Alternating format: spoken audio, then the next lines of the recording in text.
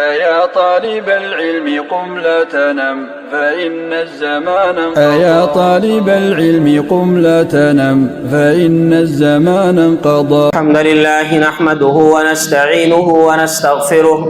ونعوذ بالله من شرور أنفسنا ومن سيئات أعمالنا. من يهده الله فلا مضل له ومن يضلل فلا هادي له. وأشهد أن لا إله إلا الله وحده لا شريك له وأشهد أن محمدا عبده ورسوله. يا أيها الذين آمنوا اتقوا الله حق تقاته ولا تموتن إلا وأنتم مسلمون. يا أيها الناس اتقوا ربكم الذي خلقكم من نفس واحدة وخلق منها زوجها وبث منهما رجالا كثيرا ونساء.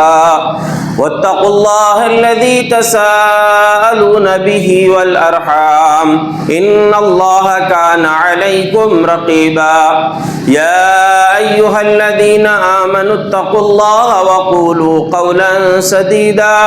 يصلح لكم أعمالكم ويغفر لكم ذنوبكم ومن يطع الله ورسوله فقد فاز فوزا عظيما.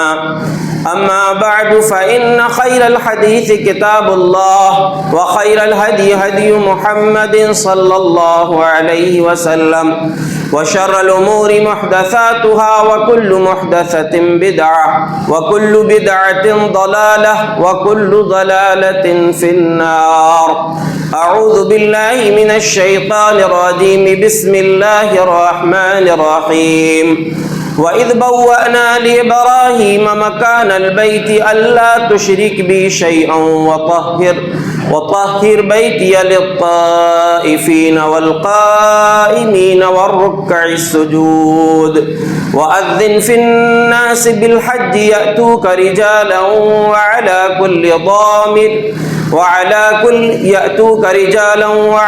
كل ضامر يأتين من كل فج عميق. اللهم صل على محمد وعلى آل محمد كما صليت على إبراهيم وعلى آل إبراهيم إنك حميد مجيد. اللهم بارك على محمد وعلى آل محمد كما باركت على إبراهيم وعلى آل إبراهيم إنك حميد مجيد. رب اشرح لي صدري ويسر لي أمري واحلل عقدة من لساني يفقهوا قولي. اللهم انفعنا بما علمتنا وعلمنا ما ينفعنا وزدنا علما. سبحانك لا علم لنا إلا ما علمتنا إنك أنت العليم الحكيم. ابراہیم خلیل اللہ علیہ الصلاۃ والسلام کی زندگی کے حوالے سے جو اللہ رب العزت نے ان کو خطاب کیا ہے، دو آیتیں ابھی آپ کے سامنے پڑھی گئی ہیں۔ ابراہیم علیہ الصلاۃ والسلام ایک ایسی خوبیوں کا مجموعہ رکھنے والی شخصیت اور ذات ہیں جن کو اللہ رب العزت نے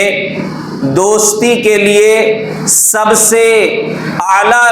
قسم کا جو لفظ ہے، جس سے اوپر محبت کو ثابت کرنے کے لیے کوئی لفظ نہیں ہے،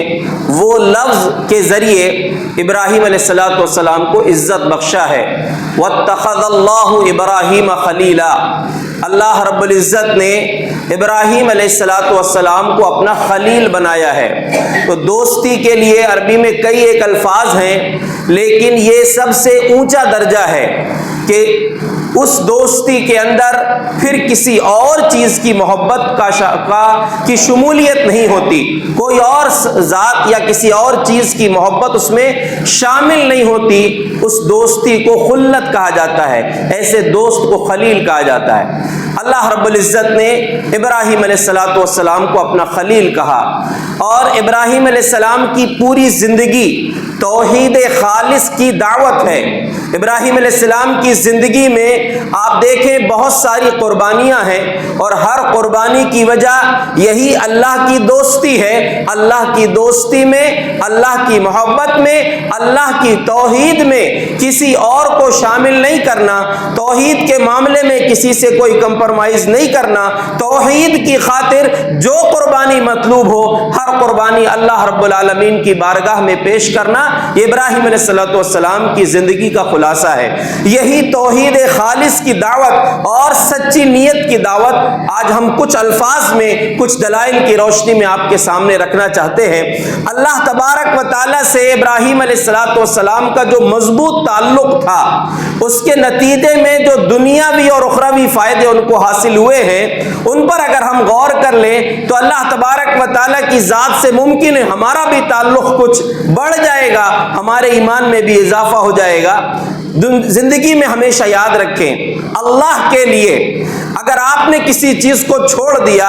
تو اس کے بدلے میں اللہ رب العزت انسان کی سوچ سے بھی زیادہ اونچی نعمتیں اس کو نواز دیتا ہے۔ اللہ تبارک و تعالیٰ کا پیغام ابراہیم علیہ السلام نے اپنے والد، اپنی قوم، وقت کے بادشاہ اور تمام لوگوں کے سامنے رکھ دیا، اور اس طرف سے جب دشمنی ہی سامنے آئی، اس طرف سے سختی کا ہی مقابلہ کرنا پڑا، تو ابراہیم علیہ السلام نے اپنے والد کے سامنے، اپنی قوم کے سامنے کہا کہ میں تم کو بھی چھوڑ رہا ہوں، وما تدعون من دون اللہ، اور اللہ کے سوا جن جن کو تم پکارتے ہو ان سب کو چھوڑ کر میں یہاں سے نکل رہا ہوں، وادعو ربی، اور اپنے رب سے دعا کروں گا، وعسى اللہ اکون بدعاء ربی شقیہ، مجھے میرے رب سے امید ہے کہ میں اپنے رب سے دعا کر کے کبھی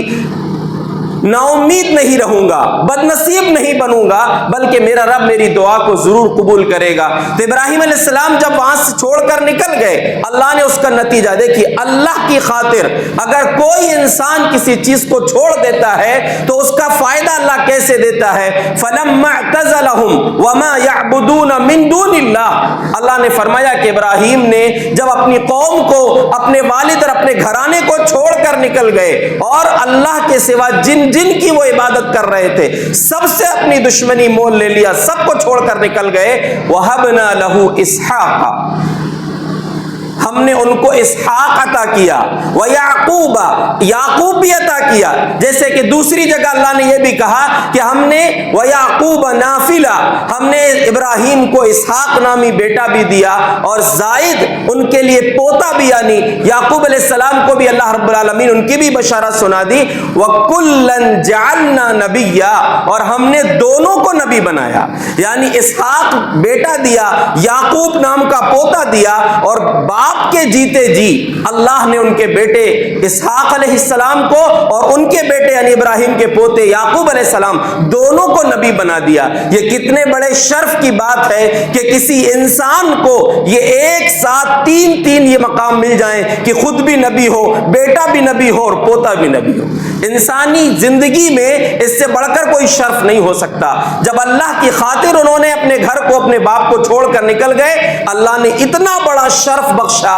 کہ دنیا میں پھر کسی کو شرف نصیب نہیں ہوا۔ ایک ساتھ باپ، بیٹا، پوتا، سب کے سب تینوں کے تینوں نبی ہیں ایک وقت میں۔ بعد میں یوسف علیہ السلام پر پوتے وہ بھی نبی بنے، بلکہ اللہ نے ابراہیم علیہ السلام کے بعد نبوت کا سلسلہ انہی کی خاندان میں رکھ دیا کہ جتنے نبی آئے وہ انہی کی نسل سے آئے ہیں، لیکن ایک ساتھ 3 پیڑھیاں اللہ تبارک و تعالیٰ ان کو نبوت سے نواز دیا۔ یہ دنیا میں انسان جب اللہ کی خاطر کچھ چھوڑ دیتا ہے، اللہ اس کو دنیا میں بدلہ دکھا دیتا ہے۔ پیارے نبی صلی اللہ علیہ وسلم کا فرمان ہے، من ترک للہ شیئا، من ترک شیئا للہ عز وجل، جس شخص نے اللہ عز وجل کے لیے کسی چیز کو چھوڑ دیا، بدلہ اللہ خیرا منہ، اللہ رب العالمین اس سے بہترین چیز سے اس کو نوازتا ہے۔ اس کی ایک واضح مثال اس دنیا کی عظیم ہستیوں کا ایک جماعت صحابہ کرام میں ان مہاجرین کی زندگی سے ملتا ہے جنہوں نے اللہ کی خاطر، دین کی خاطر مکہ سے اپنے محبوب وطن مکہ کو چھوڑتے ہوئے نکلے تھے، اور خود پیارے نبی صلی اللہ علیہ وسلم جب مکہ سے ہجرت کر کے نکل رہے تھے تو خانہ کعبہ سے خطاب کر کے کہا تھا، مکہ سے خطاب کر کے کہا تھا، مجھے تجھ سے بڑی محبت ہے، اگر قوم نے نکالی نہ ہوتی تو میں تجھے چھوڑ کر کبھی یہاں سے نہ نکلتا۔ اتنی محبوب جگہ اللہ کی خاطر جب نبی صلی اللہ علیہ وسلم نے اور صحابہ کرام نے چھوڑ کر نکل گئے، اللہ نے ایسے محبت کرنے والی جماعت ان کو عطا کیا کہ جن کی محبت کی تعریف اللہ نے قرآن میں کی ہے، والذین تبوؤوا الدار والایمان من قبلہم یحبون من ہاجر الیہم ولا یجدون فی صدورہم مما اوتوا ویؤثرون علی انفسہم ولو کان بہم خصاصہ ومن یوق شح نفسہ فاولئک هم المفلحون۔ اللہ نے فرمایا کہ وہ لوگ جو ان مہاجرین کے مکہ سے آنے سے پہلے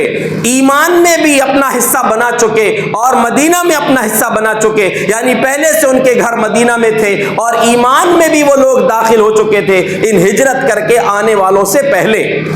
یحبون من ہاجر الیہم، یہ مہاجرین جو ستائے ہوئے تھے، جو اپنا مال لٹا کر آئے تھے، گھر اور جائیداد چھوڑ کر آئے تھے، ان کو اللہ نے ایسی جماعت عطا کیا، یحبون من ہاجر الیہم، یہ انصاری صحابہ ان کی طرف ہجرت کر کے آنے والوں سے محبت کرتے ہیں۔ صرف محبت ہی نہیں کرتے، محبت کا انداز اتنا زبردست ہے کہ اسی محبت کے نتیجے میں انہوں نے کیا کیا قربانیاں دی ہیں، ساتھ میں کیا کرتے ہیں، ولا یجدون فی صدورہم حاجۃ مما اوتوا، جو چیز ان کو دی جاتی ہے، بعد میں جو فتوحات ہوئیں اور مال غنیمت آیا، اس کی تقسیم جب انصار کے بیچ میں ہوتی تھی، ان صحابہ کو تکلیف نہیں ہوتی تھی، ان مہاجرین کو، ان انصار کو، کہ ہم نے بھی محنت کیا، ہم بھی جنگ کے سفر میں رہے، ہم نے بھی اپنی جان کو اللہ کی راہ میں قربان کرنے کے لیے نکلے، لیکن اللہ مال ان کو اکیلے مل رہا ہے، نہیں، کوئی دل میں کوئی تکلیف نہیں ہے، بلکہ یؤثرون علی انفسہم ولو کان بہم خصاصہ، اپنی ضرورت کے باوجود ان کو اپنی ضرورت کی چیزوں میں سے ان کو دے دیتے تھے۔ بلکہ انصاری صحابہ کے اس کردار کو دیکھ کر مہاجرین نے نبی صلی اللہ علیہ وسلم سے کہا تھا، اللہ کے رسول، ایسی قوم ہم نے دیکھا نہیں اب تک کہ جن کے پاس اگر تھوڑی چیزیں ہوں تو اس پر بھی یہ ہماری مدد کرتے ہیں، اور اگر زیادہ ہو تو دل کھول کر دیتے ہیں۔ یہ لوگ عجیب قوم ہیں، یہاں تک کہ ان لوگوں نے ہم کو محنت سے بچائے رکھا ہے، زمین ان کی محنت یہ کرتے ہیں، لیکن اس کے باوجود جب فصل آتی ہے تو ہمارا حصہ بھی اس میں لگاتے ہیں۔ صحابہ کرام، یہ مہاجرین، ان لوگوں کو وہ عزت ملی اللہ کی خاطر جو چھوڑ کر آئے تھے، اس کے بدلے میں اللہ رب العزت نے خوب ان کو نوازا، بلکہ انصار نے تو اپنی بیوی بھی تک دینے کے لیے تیار ہو گئے، اپنی کھیتیاں تقسیم کر دی، سب کچھ دینے کو تیار ہوئے۔ ایسی قربانیاں یاد رکھیں کہ ابراہیم علیہ السلام کی زندگی کا اہم ترین سبق یہ ہے کہ اللہ کے لیے اگر کسی چیز کو چھوڑ دو گے تو اللہ اس سے بہتر بدلہ آخرت میں تو دے گا ہی، دنیا میں بھی اللہ تبارک و تعالیٰ جیتے جی آپ کی زندگی میں اس سے بہتر بدلہ عطا کر دے گا۔ آخرت میں کیا بدلہ ملے گا؟ نبی اکرم صلی اللہ علیہ وسلم کا فرمان ہے، من ترک، جس شخص نے، من ترک المیراء وہو محق، جس شخص نے حق پر رہتے ہوئے اپنا حق چھوڑ دیا، لڑائی جھگڑے سے پرہیز کر لیا، ٹھیک ہے بھائی تو ہی رکھ لے، مجھے لڑنے جھگڑنے کی ضرورت نہیں ہے، آپ نے فرمایا میں اس کو جنت میں محل دلانے کی بشارت سناتا ہوں، گارنٹی لیتا ہوں کہ جنت میں اس کو محل دلاؤں گا۔ جس شخص کو جو دنیا میں لڑائی جھگڑے سے بچ جائے، جس کا حق جو ہے اس کو دے دے، اس کا حق نہیں بھی ہے، اپنا حق ہے، لیکن جھگڑے سے بچ کر اس کو وہ دے دے کہ تو ہی رکھ لے، مجھے نہیں چاہیے، اللہ کے نبی صلی اللہ علیہ وسلم اس کو جنت میں محل دلانے کی گارنٹی دے رہے ہیں۔ تو اللہ کی خاطر کسی چیز کو چھوڑ دیں، آپ کو اس کا بہتر بدلہ دنیا میں بھی ملے گا اور آخرت میں بھی ملے گا۔ ابراہیم علیہ السلام کی زندگی کے حوالے سے قرآن کریم کی سورہ حج کی جو آیتیں ہم نے پڑھی ہے، اگر ان آیات پر غور کریں تو خالص توحید کی دعوت ملتی ہے، خالص توحید کی، جس میں کوئی کہیں سے ملاوٹ نہیں ہے۔ اللہ رب العزت نے ابراہیم علیہ السلام سے کہا وَإِذْ بَوَّأْنَا لِإِبْرَاهِيمَ مَكَانَ الْبَيْتِ أَلَّا تُشْرِكْ بِي شَيْئًا، ہم نے ابراہیم کو گھر کا، یعنی خانہ کعبہ بنانے کی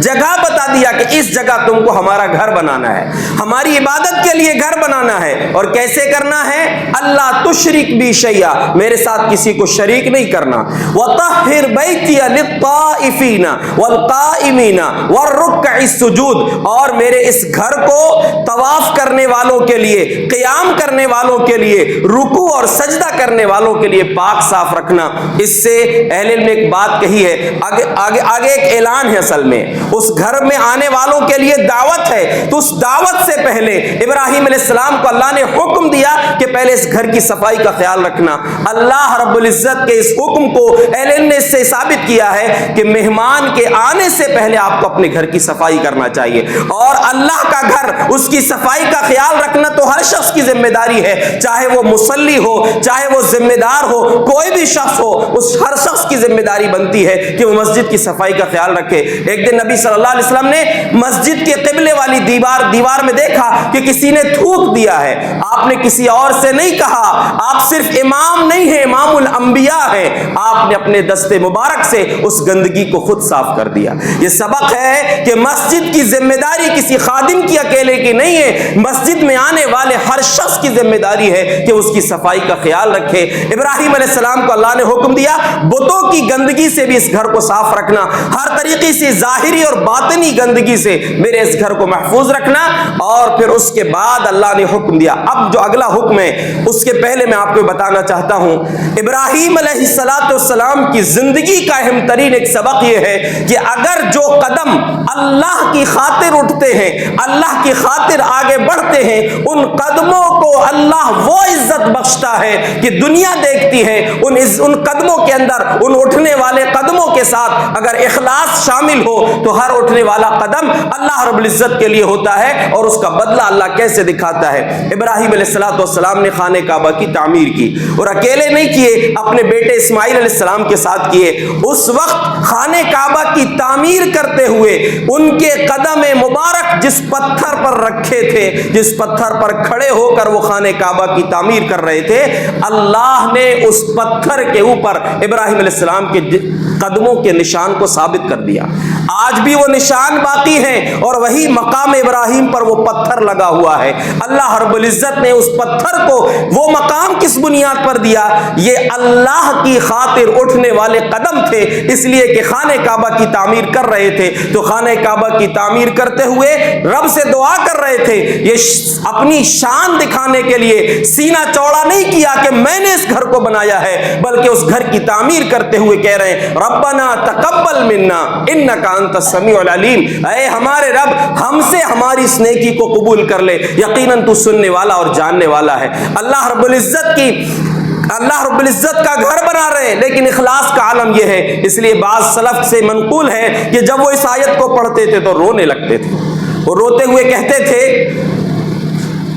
خلیل الرحمن یبنی بیت الرحمن علی حکم الرحمن ویخاف اللہ یتقبل منہ۔ عجیب معاملہ ہے کہ رحمان کے خلیل ہیں، رحمان کا گھر بنا رہے ہیں، رحمان کے حکم پر بنا رہے ہیں، پھر بھی خدشہ اور ڈر یہ لگا ہوا ہے کہ ہمارا یہ عمل قبول ہوگا کہ نہیں۔ آج ہم دیکھیں نیکی کرنے والوں میں ایسے لوگ بھی آپ کو مل جائیں گے جو اپنی نیکی کا ڈھڈورا پیٹنا چاہتے ہیں، پٹوانا چاہتے ہیں، لوگوں میں مشہور ہو کہ ہم نے فلاں نیک کام کیا ہے۔ کیا مطلب کہ ایسی نیکی جس نیکی کو آپ جو ہے شہرت کے لیے استعمال کر لیں؟ یاد رکھو ابراہیم علیہ السلام اللہ کی خاطر یہ اٹھنے والے قدم، اللہ نے پتھر جس پر پتھر پر مارا جائے جب نشان مشکل سے پڑتا ہے، یہاں ابراہیم علیہ السلام نے صرف قدم رکھے تھے، ان کے نرم و نازک قدم اس پتھر پر اپنے نشان چھوڑ گئے، اور اس پتھر کو اللہ رب العزت نے ہمیشہ کے لیے وہاں باقی رکھا، اور وہ پتھر کو اللہ نے یہ مقام دیا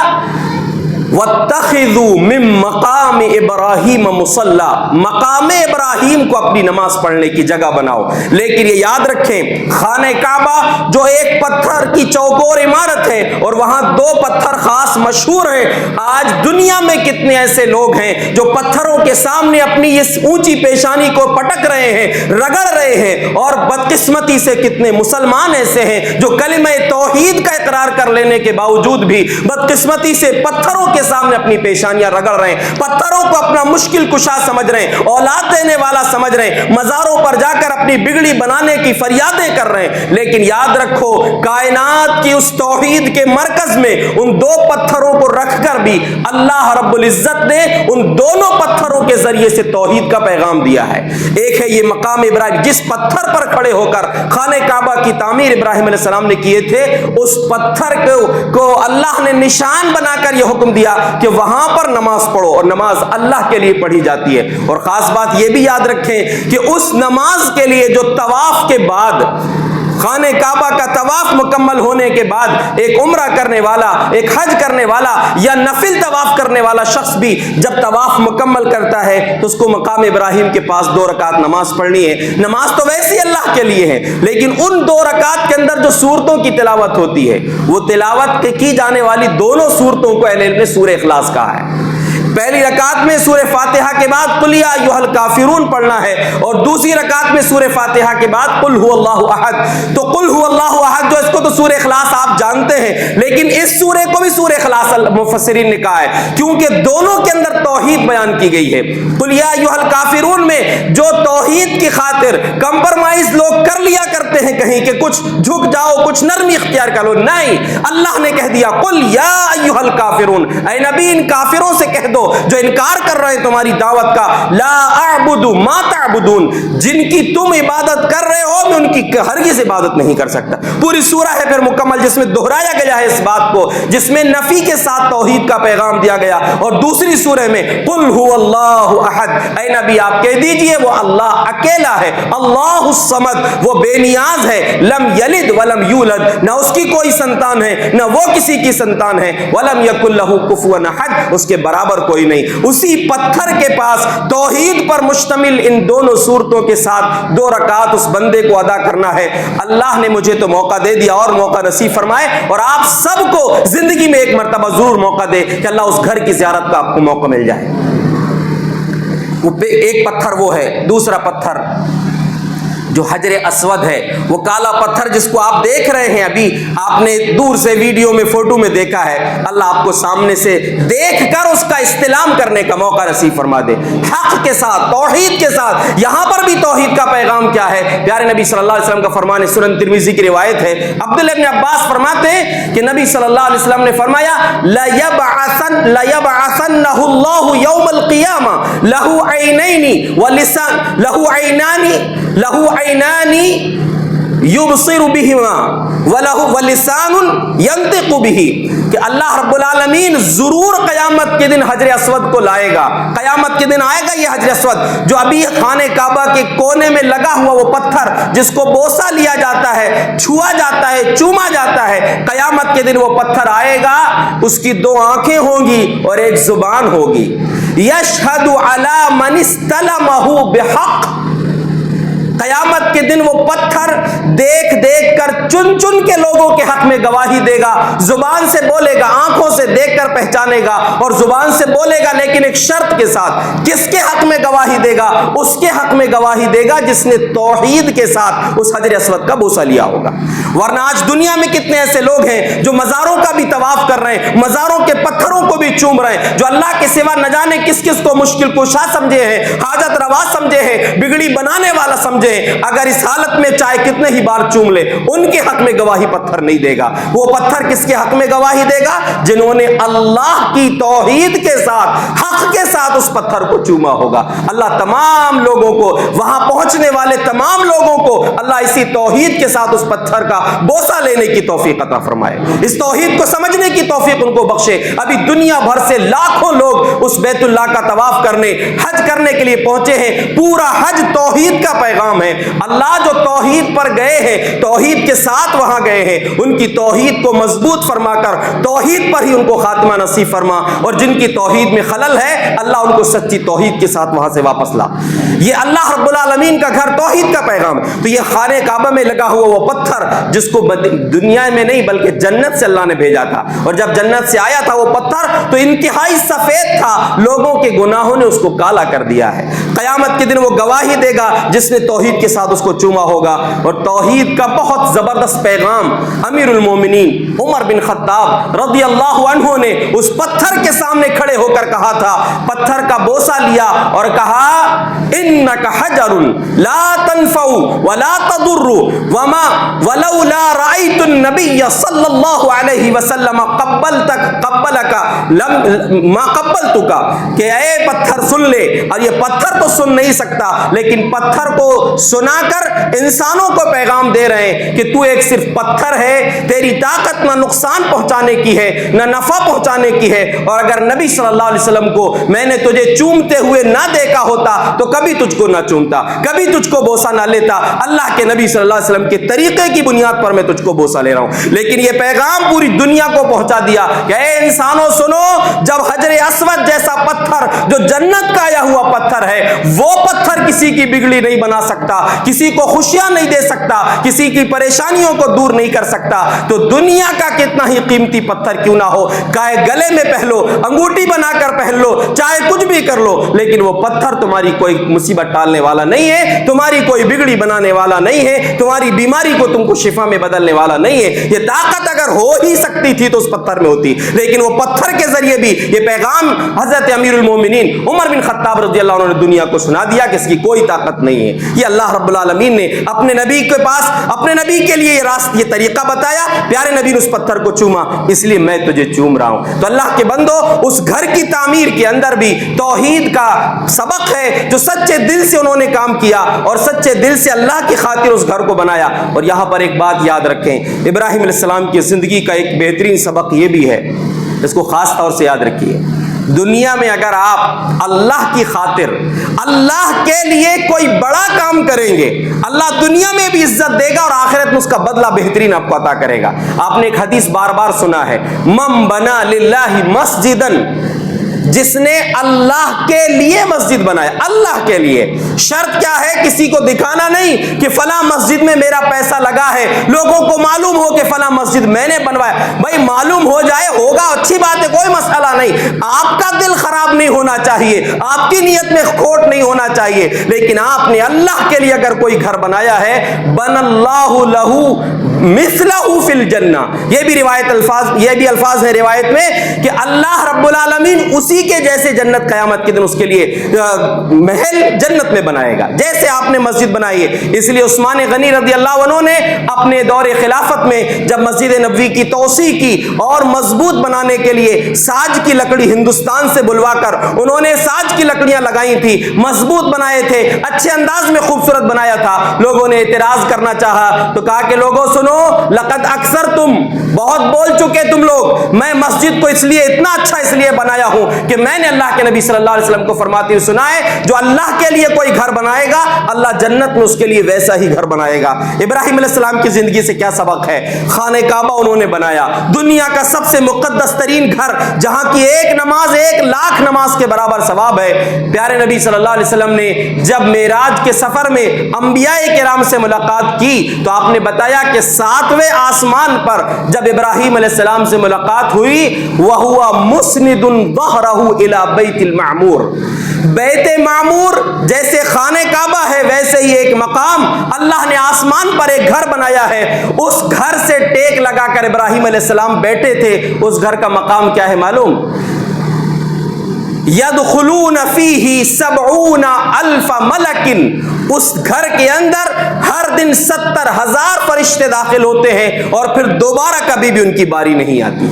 70,000 فرشتے روزانہ آتے ہیں اور کبھی دوبارہ ان کی باری نہیں آتی. اتنے عظیم گھر کے پاس ٹیک لگا کر ابراہیم علیہ السلام تشریف فرماتے ہیں. یہ سبق ہے, دنیا میں اگر کوئی کام اچھا کرو گے, اللہ کے لیے کوئی بڑا کام کرو گے, اللہ رب العزت اس کا بہترین بدلہ آپ کو دے گا, دنیا میں بھی دے گا, آخرت میں دے گا. آج جتنے نیک کام ہوتے ہیں اور لوگ کیا سوچتے ہیں, ہمارے پیسہ ہے, ہماری کمائی ہے, یہ کریں گے وہ کریں گے, اپنے لیے بہت ساری پلاننگیں ہوتی ہیں. حالانکہ لوگ دین کے کام بھی کر رہے ہیں, اللہ کے گھروں کی تعمیر بھی کر رہے ہیں, لیکن جس کی حیثیت ہے جس قدر ہو سکے کرنا چاہیے زیادہ سے زیادہ, اس لیے کہ جب وہ دنیا میں کوئی کام کرے گا اخلاص کے ساتھ, ویسے ہی اونچا مقام قیامت کے دن اللہ رب العزت اس کو آخرت میں عطا کرے گا۔ تو یہ ابراہیم علیہ السلام کی زندگی کا اہم ترین سبق یہ ہے۔ اسی طریقے سے ابراہیم علیہ السلام کی زندگی کا اگر آپ غور کریں گے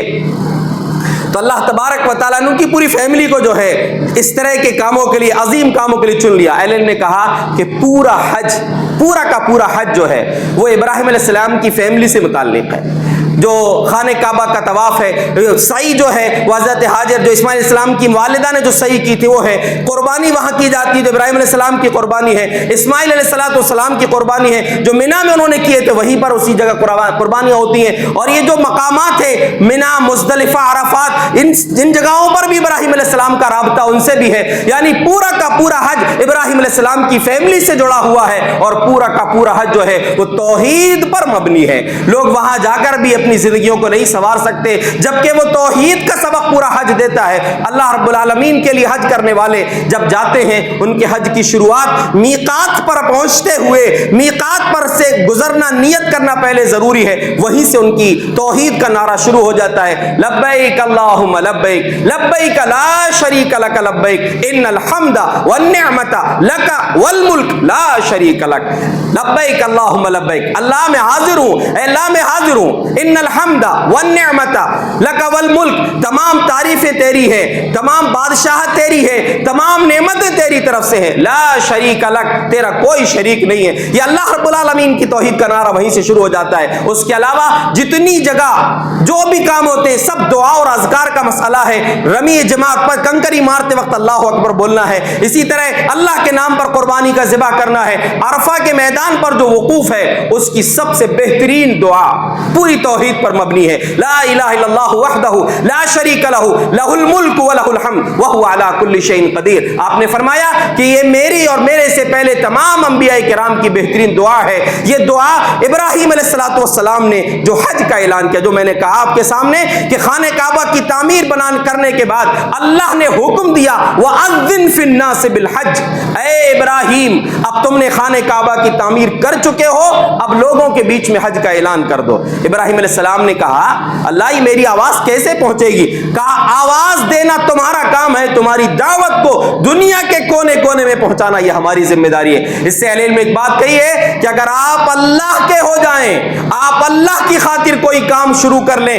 اللہ کی خاطر کوئی کام کی بنیاد رکھیں، آپ کے پاس کوئی اسباب نہیں ہے، آپ کے پاس کوئی ذرائع نہیں ہے، مادی دنیا آپ کے ساتھ نہیں ہے، آپ کے پاس پیسے کا انتظام نہیں ہے، اللہ کی خاطر جب کوئی کام کی شروعات آپ کریں گے تو اللہ رب العالمین ایسے راستے بنائے گا آپ سوچ بھی نہیں سکتے۔ اللہ نے کہا وَأَذِّن فِي النَّاسِ بِالْحَجِّ، اے ابراہیم تم حج کا اعلان لوگوں کے بیچ میں کر دو، یَأْتُوکَ رِجَالًا وَعَلَىٰ كُلِّ ضَامِرٍ يَأْتِينَ مِن كُلِّ فَجٍّ عَمِيقٍ، لوگ تمہارے پاس آئیں گے، پیدل چل کے آئیں گے، پوری دنیا سے حج کرنے تمہارے پاس پیدل، جن کے پاس طاقت نہیں ہے پیدل نکل آئیں گے، اور جو سواریاں ہیں لمبے سفر کر کے آئیں گے، ان کی سواریاں کمزور ہو جائیں گی، ان سواریوں پر سوار ہو کر تمہارے پاس آئیں گے۔ کیا تھا؟ کچھ نہیں، ایک چھوٹا سا مائک تک ابراہیم علیہ السلام کے پاس نہیں ہے کہ تھوڑے دور تک کے لوگوں تک ان کی آواز چلی جائے، لیکن اس نحیف اور کمزور سی آواز کو پوری دنیا میں اللہ نے پھیلا دیا۔ بنیاد کیا ہے؟ اللہ کے حکم پر انہوں نے اعلان کیا تھا۔ آپ اللہ کے ہو جائیں، اللہ آپ کے راستے سب آسان کر دے گا۔ اسی لیے کبھی یہ مت سوچئے ہم اتنا بڑا کام ہی کیسے کریں گے، کام شروع آپ کریں، آپ کا کام ہمت مردہ مدد خدا، آپ کام شروع کریں گے کوئی بھی، اللہ آپ کے لیے راستے بنا دے گا۔ آخری بات یہ ہے کہ ابراہیم علیہ السلام کی زندگی کا اہم ترین سبق جو بار بار میں آپ کو یاد دلاتا ہوں، بار بار آپ کو بولتا ہوں، سب سے بنیادی چیز ہے نماز کا آپ اہتمام کریں، نماز پڑھیں۔ اللہ رب العالمین ابراہیم علیہ السلام کی زندگی سے بہترین سبق یہ عطا کیا ہے۔ اور یہ جو تعمیر کی بات میں نے کی، ایک دو کام ہوتے ہیں، ایک تعمیری کام اور ایک تخریبی کام۔ تعمیری کام کسی چیز کو بنانا، اور تخریبی کام کسی چیز کو توڑنا، کسی کو برباد کرنا، یا کسی بھی کام میں جو ہے خامیاں پیدا کرنا، روڑے اٹکانا۔ تو یاد رکھیں تعمیری کام جو ہے اس کام میں اللہ تبارک و تعالیٰ کی مدد ہوتی ہے اگر آپ کے پاس ایک بنیادی چیز ہو۔ وہ بنیادی چیز کون سی ہے؟ آپ اندازہ لگائیں کہ دو عظیم صحابہ، ایک معاذ بن جبل اور دوسرے ابو موسیٰ اشعری رضی اللہ عنہما، دونوں کو یمن کے دو علاقوں میں بھیجتے ہوئے حکومت کی ذمہ داریاں آپ نے دی ہیں، لیکن آپ نے ان سے کہا بشرا ولا تنفرا، یسرا ولا تعسرا، جا رہے ہو تم، جاؤ گے تو لوگوں کو خوشخبری سنانے والی باتیں کرنا، یعنی ان کی دل کی ایسی بات، اس انداز میں ان کے سامنے توحید کی دعوت رکھنا کہ ان کے دل قبول کریں، نفرت دلانے والی بات مت کرنا، یسرا ولا تعسرا، آسانی کرنا مشکل مت کرنا، وتتاوعا ولا تختلفا، اپنے کام کو آگے بڑھانے کے لیے مل جل کر کام کرنا، اختلاف مت کرنا، اختلاف سے بچنا۔ دو عظیم صحابہ کو آپ بھیج رہے ہیں لیکن نصیحت کر رہے ہیں کہ اختلاف مت کرنا، جہاں اختلاف ہوتے ہیں وہاں کام نہیں ہوتے۔ کوئی بڑا کام کرنا ہے تو آپ کو اتحاد کے ساتھ مل کر کوئی کام کریں گے تو آپ کے راستے آسان ہو جائیں گے، اور دل کی نیت آپ کی خالص ہونا چاہیے، میرا نام ہو جائے نہیں ہونے والا ہے کام، یا ہو بھی جائے گا تو آپ کو بدلہ نہیں ملے گا، لیکن آپ دل کے آپ خلوص کے ساتھ محبت کے ساتھ اگر کام کریں گے تو راستے آپ کے آسان ہوں گے۔ تو جو آخری پیغام جو میں آپ کو دینا چاہ رہا ہوں کہ ابراہیم علیہ السلام کی زندگی کا بڑا قیمتی سبق ہے، بولنے والے سنانے والے کتنا ہی بول لیں اور سنا لیں، آپ نماز کے پابند اس وقت بنیں گے جب آپ کے دل کی تڑپ ہوگی۔ ابراہیم علیہ السلام دعا کر رہے ہیں، رب اجعلنی مقیم الصلاۃ ومن ذریتی، اے میرے رب مجھے نماز کا پابند بنا دے، میری آنے والی نسلوں کو میری اولاد کا نماز کا پابند بنا دے۔ ربنا وتقبل دعا، اے ہمارے رب یہ جو نماز کی دعا میں نے اپنے لیے اور اپنی اولاد کے لیے مانگی ہے، اس دعا کو قبول فرما لے۔ دعا کر رہے ہیں اور دعا کی قبولیت کی بھی دعا کر رہے ہیں۔ تو یہ بڑی قیمتی بات یہ ہے، ابراہیم علیہ السلام کی زندگی کا ایک اہم ترین سبق یہ ہے کہ اگر آپ نماز کے پابند بننا چاہتے ہیں تو آپ کو خود اپنی اصلاح کرنے کی فکر کرنا پڑے گا۔ اللہ سے دعا ہے جو پیغام میں نے آپ کو دیا ہے، اللہ رب العزت سب سے پہلے مجھے اور تمام آپ سامعین کو اس پر عمل کرنے کی توفیق عطا فرمائے۔ اللہ رب العالمین سچی توحید ہم سب کو نصیب فرمائے۔ ابراہیم علیہ السلام کی زندگی میں جو اطاعت و فرما برداری ہے وہ جذبہ ہم سب کو نصیب فرمائے، سچی توحید ہم سب کو نصیب فرمائے، اور ابراہیم علیہ السلام کی قربانی جو اللہ نے سنت کے طور پر اس کو باقی رکھا، یہ قربانیاں ہم جو اللہ کی راہ میں پیش کریں گے، اللہ ہماری ان قربانیوں کو شرف قبولیت عطا فرمائے۔ لیکن ایک چیز اس میں یہ بھی یاد رکھیں کہ آپ کی قربانی میں آپ کے فریج کا سارا حصہ نہیں ہے، آپ کی قربانی میں بڑا حصہ فریج کا نہیں ہے، آپ کی قربانی میں ایک بڑا حصہ غریبوں کا بھی ہے۔ جو واقعی مستحق لوگ ہیں جو قربانی نہیں کر سکتے ہیں ان تک آپ قربانی کا گوشت جلدی پہنچائیے تاکہ آپ کی اس خوشی میں وہ بھی شامل ہو جائیں۔ پیارے نبی صلی اللہ علیہ وسلم نے تو جن صحابہ کے پاس حیثیت نہیں تھی بیت المال سے گوشت نہیں قربانی کے پورے جانور ان کے گھروں میں پہنچائے تھے کہ آج کی خوشی میں وہ لوگ بھی شامل ہو جائیں۔ تو اگر آپ جانور نہیں دیے ہیں کسی کو، آپ خود کر رہے ہیں، کم از کم گوشت ان تک پہنچائیے اور ان کو ابھی اپنی خوشی میں شامل کیجئے۔ اللہ رب العزت سچے ایمان کے ساتھ، سچے اخلاص کے ساتھ ہم سب کو ان تمام عبادات اور دعاؤں کو انجام دینے کی توفیق عطا فرمائے۔ آمین۔ وآخر دعوانا الحمدللہ رب العالمین۔